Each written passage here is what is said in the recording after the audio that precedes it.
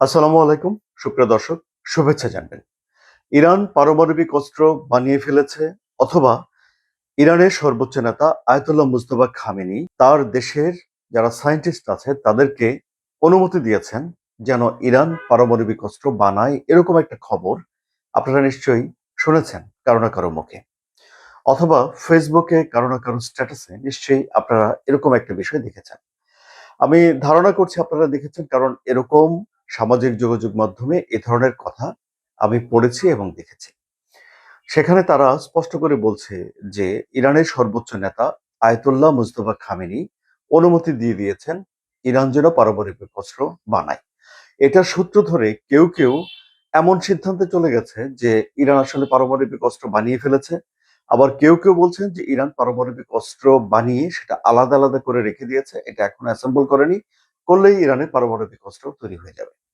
এখন এই ধরনের কথা বলার পর এই আলোচনাটা অনেক লম্বা হয়। সেটা হলো যে তাহলে ইরানের তো পারমাণবিক অস্ত্র রয়েছে, এখন তাহলে যুক্তরাষ্ট্র কি করবে? যুক্তরাষ্ট্র এখন ভয় পেয়ে যাবে, ইসরায়েল এখন ভয় পেয়ে যাবে। সো এই ধরনের আলোচনাও চলতে থাকে। কিন্তু বাস্তবতা আসলে কি? সত্যিই কি ইরান পারমাণবিক অস্ত্র তৈরি করে ফেলেছে? আবার কখনো কখনো যদি ভূমিকম্প হয় ইরানে, তখন অনেকগুলো নিউজ সামনে চলে আসে যে ইরানে ব্যাপক ভূমিকম্প হয়েছে, তার মানে হলো যে ইরান পারমাণবিক অস্ত্র পরীক্ষা করে দেখেছে। যদি পরীক্ষাই না করবে তাহলে কেন ইরানে ভূমিকম্প হবে? এই ধরনের কথাও তখন আসে।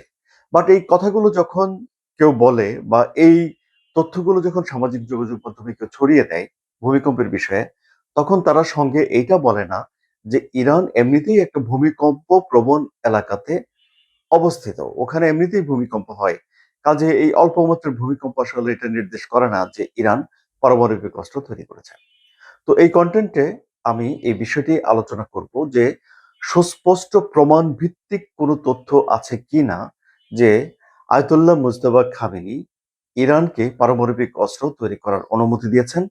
দ্বিতীয় যে বিষয়টি এই কন্টেন্টে আলোচনা করব সেটি হলো যে ইরান কি সত্যিকার অর্থেই একটা পারমাণবিক অস্ত্র তৈরি করছে কি না, তাদের অবস্থান কি, কিংবা একটা পারমাণবিক অস্ত্র তৈরি করার সক্ষমতা থেকে ইরান কতটুকু দূরে অবস্থান করছে। আমি আরওয়ার সাদি আপনাদের সঙ্গে রয়েছে। তো সামাজিক যোগাযোগ মাধ্যমে এই ধরনের তথ্যগুলো দেখার পরে আমি এটা নিয়ে একটু পড়ালেখা করলাম, খোঁজ খবর করলাম, এবং খোঁজ খবর করে একটা ইন্টারেস্টিং তথ্য পেলাম টাইমস অফ ইসরায়েলে।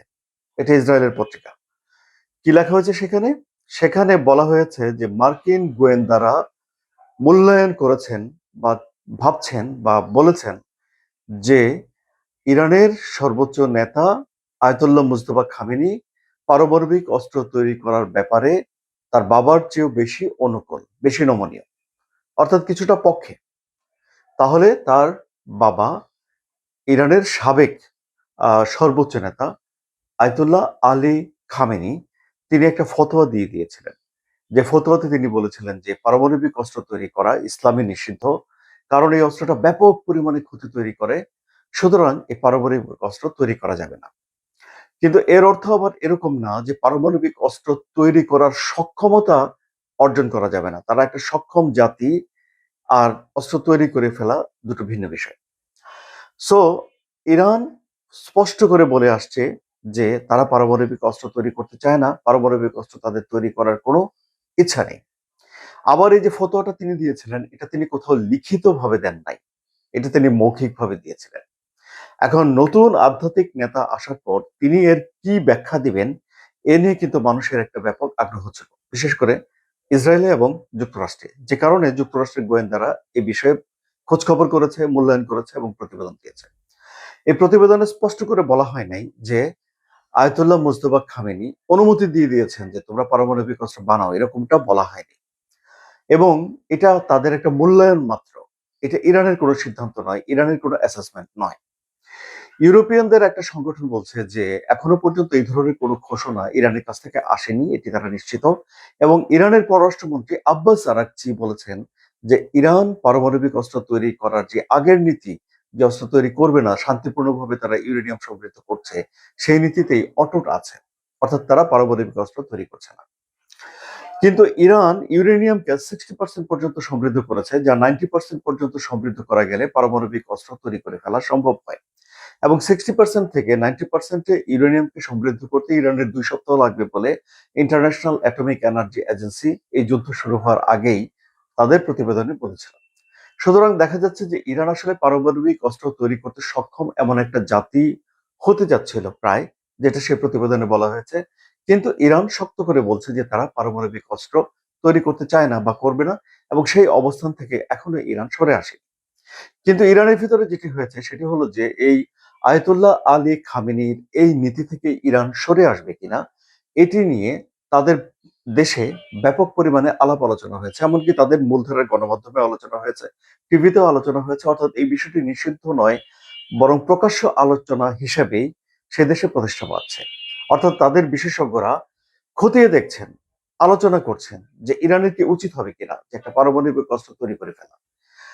সো এই হলো গিয়ে টোটাল পরিস্থিতি। তাহলে দেখা যাচ্ছে যে ইরান আসলে পারমাণবিক অস্ত্র এখনো পর্যন্ত তৈরি করার কোন রকম অফিসিয়াল ঘোষণা দেয়নি, এবং ইরান তাহলে আমরা যতক্ষণ পর্যন্ত তারা পরীক্ষা না করবে, যতক্ষণ পর্যন্ত তারা ঘোষণা না দেবে, ততক্ষণ পর্যন্ত তো বলা যাবে না যে ইরান আসলে পারমাণবিক অস্ত্র তৈরি করে ফেলেছে বা তৈরি করতে চায়।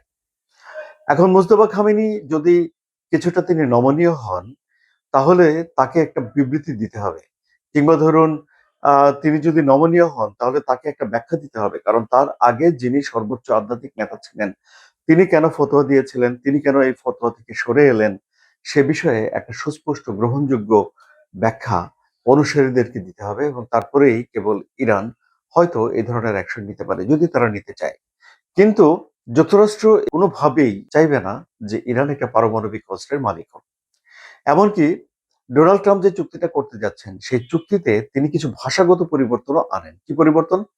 যেমন ধরুন, যদি এটি লেখা হয় চুক্তিতে যে ইরান কখনো পারমাণবিক অস্ত্র বানাবে না, সো ওকে, ইরান যদি পারমাণবিক অস্ত্র না বানায় তাহলে কি পারমাণবিক অস্ত্রের মালিক হওয়া থেকে ইরান বিরত থাকবে?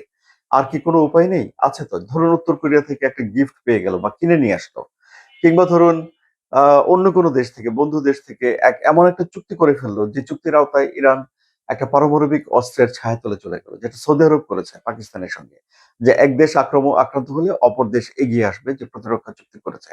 এবং করার পর সৌদি আরব বলেছে যে তারা পারমাণবিক অস্ত্রের সুরক্ষার ছায়াতলে চলে গেছে। ডোনাল্ড ট্রাম্প চুক্তিতে বলছেন যে এটাও করা যাবে না। নিজেরা তো ইরান বানাতে পারবেই না, ইরান কারো কাছ থেকে কিনেও আনতে পারবে না, এবং কোনোভাবেই ইরানের হাতে কোনো পারমাণবিক অস্ত্র থাকবে না। ইসরায়েল মনে করে যে যদি ইরানের হাতে পারমাণবিক অস্ত্র থাকে তাহলে এটি তাদের জাতীয় নিরাপত্তার জন্য হুমকি। আবার ইরান বলে যে ইসরায়েলের যে পারমাণবিক তাদের যে কর্মসূচি, তাদের যে অস্ত্র, এই বিষয়টিও পরিষ্কার হওয়া দরকার। শুধু ইরান কেন এই বিষয়টা একা একা পরিষ্কার করবে? আর ইসরায়েলের অবস্থান হলো ইসরায়েল একটা অ্যাম্বিগুইটি বা একটা অস্পষ্টতা মেনটেন করে, অর্থাৎ কখনোই মুখ ফুটে বলে না যে তাদের পারমাণবিক অস্ত্র আছে, আবার অস্বীকারও করে না মুখ ফুটে। অর্থাৎ যার যা বুঝে নিতে হবে। কিন্তু ধারণা করা হয় যে ইসরায়েলের কাছে পারমাণবিক অস্ত্র রয়েছে মধ্যপ্রাচ্যের ওই দেশে। এখন যদি ইরানও এই ধরনের অস্ত্র পেয়ে যায় তাহলে সেখানকার নিরাপত্তা, সিকিউরিটির সব বিষয়গুলো অন্যরকম হয়ে যাবে। নতুন করে সমীকরণ লিখতে হবে। আলোচনা এখানে শেষ করি। শেষ করার আগে আপনাদেরকে যেই কন্টেন্ট আমি বানালাম তার মূল বিষয়টি ২ লাইনে বলে ফেলি। সেটা হলো যে সামাজিক যোগাযোগ মাধ্যমে ব্যাপকভাবে এই বিষয়টা রটছে যে আয়াতুল্লাহ মুজতবা খামেনি ইরানকে পারমাণবিক অস্ত্র বানানোর অনুমতি দিয়েছেন। এই ব্যাপারে এখনো পর্যন্ত প্রমাণ ভিত্তিক সুস্পষ্ট কোনো কাগজ পাওয়া যায়নি, ডকুমেন্ট পাওয়া যায়নি, মূলধারায় কোনো নিউজ পাওয়া যায়নি। শুধু একটা নিউজ পাওয়া গেছে টাইমস অফ ইসরায়েলে, যেখানে বলা হয়েছে যে ইরানের সর্বোচ্চ নেতা আয়াতুল্লাহ মুজতবা খামেনি পারমাণবিক অস্ত্র বানানোর ক্ষেত্রে তার বাবার চেয়ে নমনীয় হয়ে থাকতে পারেন। এটি আমেরিকার গোয়েন্দা সংস্থার একটা মূল্যায়ন মাত্র। আর এই মূল্যায়ন উপস্থাপন করা হয়েছে আমেরিকাকে তাদের নীতি ইরানের ব্যাপারে নির্ধারণ করার জন্য। ইরানের সঙ্গে কিভাবে মিশবে, কিভাবে লড়াই করবে বা সম্পর্কটা কি হবে সে বিষয়ে একটা সিদ্ধান্তে পৌঁছানোর জন্য সহযোগিতা করার অংশ হিসেবে গোয়েন্দা সংস্থা এই তথ্যটা তাদেরকে দিয়েছে। এই হলো গিয়ে পরিস্থিতি। আলোচনা কেমন লাগলো? আপনার কাছে কি উপকারী মনে হচ্ছে? যদি উপকারী মনে হয় তাহলে আমি তো আশা করতে পারি যে আপনারা একটা লাইক দেবেন, শেয়ার করে বন্ধুদের দেখার সুযোগ করে দেবেন, এবং ভূ রাজনীতির জটিল জটিল বিষয়গুলো অল্প সময়ে সহজে, সহজ ভাষায় বুঝে ফেলার জন্যে সাবস্ক্রাইব করে এই চ্যানেলের সঙ্গে থাকতে ভুলবেন না যেন। মনে রাখবেন, গল্প নয়, সঠিক তথ্যটি পাওয়ার জন্যেই আপনারা আবারও এই চ্যানেলে আসবেন। ধন্যবাদ।